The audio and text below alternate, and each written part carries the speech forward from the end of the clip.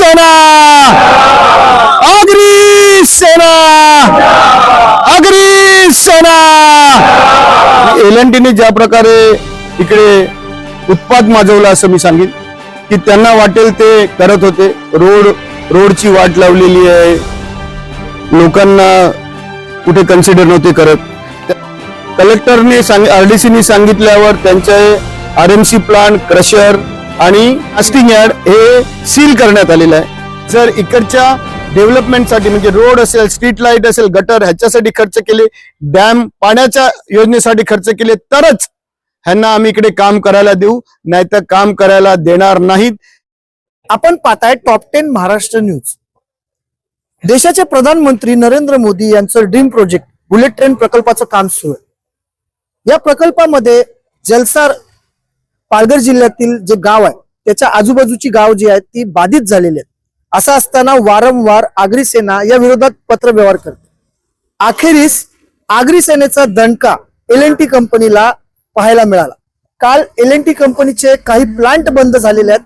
या संदर्भात आगरी सेना महाराष्ट्र उपाध्यक्ष कैलास पाटील यांनी आपल्याला माहिती दिलेली आहे। पाहूया या संदर्भात आगरी सेना महाराष्ट्र उपाध्यक्ष कैलास पाटील हे नेमकं काय म्हणाले। नमस्कार। सांगायला अत्यंत आनंद होतो की एलएनटीच्या जाचाला कंटाळून सगळे ग्रामपंचायतले माझे सगळे सहकारी आणि इतरचे सगळे आगरी समाजाचे लोक इकडे जमा झालेले आहेत आणि एलएनटीने ज्या प्रकारे इकडे उत्पाद माजवला असं मी सांगेन की त्यांना वाटेल ते करत होते। रोडची वाट लावलेली आहे, लोकांना कुठे कन्सिडर नव्हते करत। त्यांना जी ग्रामपंचायतने एनओसी दिलेली ती ग्रामपंचायतने एनओसी ही कॅन्सल केलेली आहे।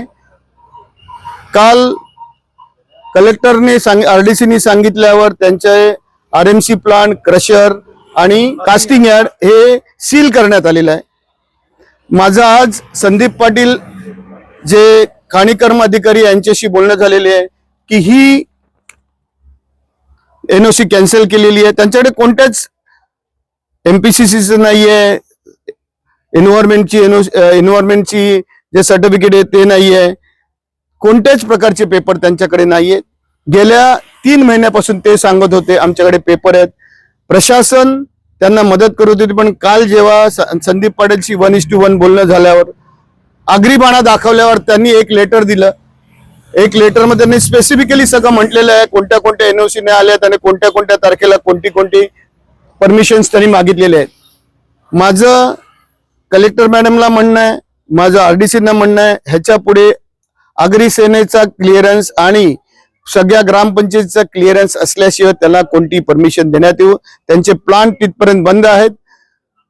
आज हा सगळा ह्या आगरी समाजातील लोकांचा हा विजय आहे आणि ह्याच्या पुढे एलएनटीला जर काम करायचं असेल तर त्यांनी जी 12 कामाची कमिटमेंट दिलेली होती ती जर 12 कामं झाली, सीएसआर फंड इकडे खर्च केला आणि जे 10% रॉयल्टी मध्ये आहेत ते 10% पैसे जर इकडच्या डेव्हलपमेंटसाठी म्हणजे रोड असेल, स्ट्रीट लाईट असेल, गटर ह्याच्यासाठी खर्च केले, डॅम पाण्याच्या योजनेसाठी खर्च केले तरच ह्यांना आम्ही इकडे काम करायला देऊ, नाहीतर काम करायला देणार नाही। आगरी सेना, आगरी सेना।